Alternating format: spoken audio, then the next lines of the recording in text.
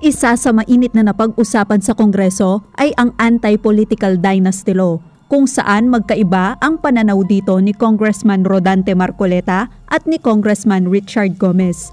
Narito at panoorin ang kanilang mga punto sa House hearing. Mas malinaw po, marami pong natatakot sa political dynasty. Gusto po nating alisin yan, matagal na panahon, ngunit wala pong nagtagumpay. Pero subukan po natin magkaroon ng pagbabago ng saligang batas. Ang ibig lang sabihin po, the state shall guarantee access to public opportunities for public office and prohibit political dynasty. Full stop. Period. Ang dami ko na naririnig lagi about political dynasty. Hindi na ipapasa ang batas sa political dynasty simply because ang tao binibigyan natin ng karapatan, ng opportunity na pumili ng mga leaders na gusto nila. You're giving the people the choice, the chance. Piliin nila kung sino ang leader nila. Ganun lang ho kasimple yun.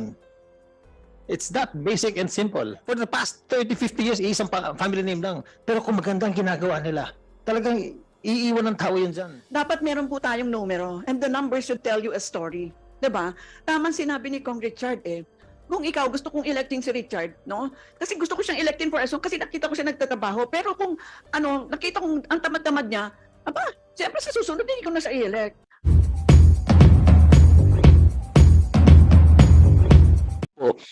Para mas malinaw po, marami pong natatakot sa political dynasty. Gusto po nating alisin yan, matagal na panahon, ngunit wala pong nagtagumpay. Anumang panukalang batas, magmula nang ito ay ma-approve in 1987, gaya po ng naunang nagsalita nung unang pagdinig dito, si Atty. Christian Munsod, sabi po niya, hindi po namin nakita sa loob ng 36 years na nagtagumpay ang Kongreso na maisabatas ang anti-dynasty law. Totoo naman po yun eh. Pero bakit hindi po natin naisasabatas ang tungkol sa pagbabawal ng political dynasty? Meron din po kasing kasalanan yung gumawa ng saligang batas eh. Ganito po nakasulat sa ating saligang batas. Section 26, Article 2. The state shall guarantee access to opportunities for public service and prohibit political dynasties. Pero dapat sana period na yun eh. Alam po rin yung nilagay nila as may be defined by law. Eh talaga pong walang makakagawa ng batas sa political dynasty dahil nilagay po ninyo yung phrase na yun. Pero subukan po natin magkaroon ng pagbabago ng saligang batas. Alisin na po natin yung as may be defined by law. Ang ibig lang sabihin po, the state shall guarantee access to public opportunities for public office and prohibit political dynasty. Full stop. Period. Well, ang isa kong problema na nakikita namin is, of course, it's been 33 years or 36 years, hindi pa po napapasa yung anti-dynasty law natin.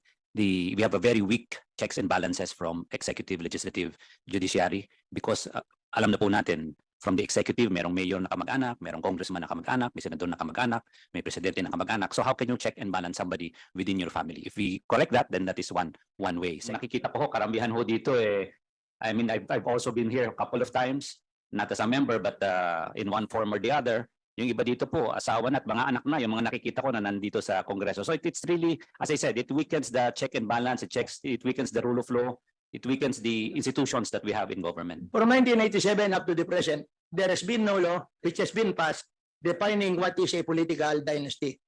Would you be still optimistic that in the coming Congresses, there is a big possibility, a real chance that a law will be passed pertaining to political dynasty? Opo, in the same manner that I also trust that Congress will do its job, and I also trust that sooner or later the proper time for the proper reasons to amend the Constitution will also happen. Honorable Barzaga, Honorable, would you like to hear also from Dr. Carlos? Yes. Because Dr. Carlos is raising her hand. You are recognized, Dr. Carlos. Yeah, thank you very much. If I may join in this conversation. For as long as I've been a political scientist, I've always declared that when you put term limits and you prevent people from being voted upon because they happen to have the same surnames or brother, husband, mistresses, etc., of those in power, that is antithetical to democracy. You are really hostage the freedom of choice which we have in our liberal democracy. Political dynasties and term limits are symptoms of things which are infirmed in the system. But you have to make a distinction between political leaders who are incompetent and bobo and political leaders who really know what they're doing and would really want to continue their work. Look what happens. After 6 years, inas mo siya, yung isa susunod, buburahin niya yung ginawa ng 2,000 days. Gusto ba natin ganon? So I hope we will have a rethink on this. And as always, Congressman Yu, Congressman Bersaga, let's base our claims on empirical findings kasi very powerful ang evidence conditions on the ground. Thank you. Just a follow-up to the observation of Professor Clarita Carlos. For our resource persons, can you name to us the countries who at present prohibit political dynasty? And also at the same time, what countries prohibit or provides for a maximum term of office for any elected public official so that this committee could be guided? Thank you for that question, Honorable Barzaga. Before that, may we hear from, do you have any further comment on that previous question? Thank you, Madam Chair. Gomez? Yes, from the time that I entered politics and started working in Congress, ang dami ko na naririnig lagi about political dynasty. Hindi na ipapasa ang batas sa political dynasty simply because ang tao binibigyan natin ng karapatan, ng opportunity na pumili ng mga leaders na gusto nila. Hindi ko papasa yung anti-dynasty bill because nga meron mo tayong election. If you do not allow election, ano mangyayari sa atin? You're giving the people the choice, the chance. Piliin nila kung sino ang leader nila. Ganun lang ho kasimple yun. It's that basic and simple. Meron na election. Kung ayaw ng tao dun sa tumatakbo, hindi ho nila i-elect yun.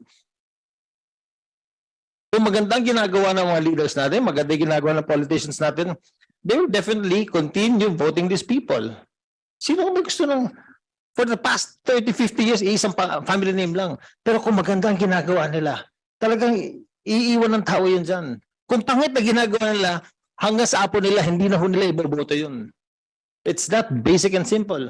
Thank you, Mr. Chair, Madam Chair. Thank you, Honorable Gomez. So any resource person who would like to answer the afternoon session? I'm sorry, but we need the afternoon session resource persons. Right. Thank you very much, Madam Chair. So regarding anti-dynasty laws, first of all, if you all go to Google and you say the anti-dynasty, everything you see is Philippines. And there are no other countries that have anti-dynasty laws or anything like that in their constitution. Secondly, the other question about term limits. The only other country I know that has term limits for anything other than a president is Mexico. Somos como los mexicanos. Somos los mexicanos de Asia. Tenemos un sexenio. We have a sexenio, the 1 6-year term that can never be re-elected. We have the system that Mexico has. Their senators are also 6 years, only 2 terms. Their congressmen or the members of their National Assembly only have 2 terms also, 3 years. Different from us, tayo 3, sa kanila 2 lang.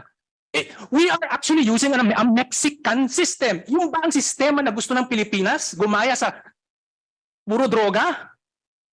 Yeah, but Congressman, Thank you, Mr. Dumdum. Yeah. To add, let's hear from Dr. Carlos. I think the real contest here would be data qua data. To what extent will term limits in fact produce the desired result? To what extent will preventing people who belong to one family or up to X number of relationship, will it produce the desired result? Because if we don't have those data, then I think the claim that political dynasties and term limits, in fact, are solutions to the things that we see are challenges in our political system will not work. It will not wash. So I think we will have to be governed here by the scientific procedure. Dapat meron po tayong numero and the numbers should tell you a story. Diba? Tamang sinabi ni Kong Richard kung ikaw gusto kong electing si Richard, no? Kasi gusto ko siyang electing for as long kasi nakita ko siya nagtatrabaho. Pero kung nakita kong ang tamad-tamad niya, siyempre sa susunod hindi ko na siya i-elect. Are the electoral rate stupid people? No, they're not. In fact, more and more, they're becoming more mature. Hindi nyo nakikita, nag-iiba yung political landscape natin. So again, to repeat, term limits and political dynasties, let us not put that in the Constitution anymore because we are following liberal democracy and it is so antithetical to our democracy. Thank you. Thank you, Dr. Carlos.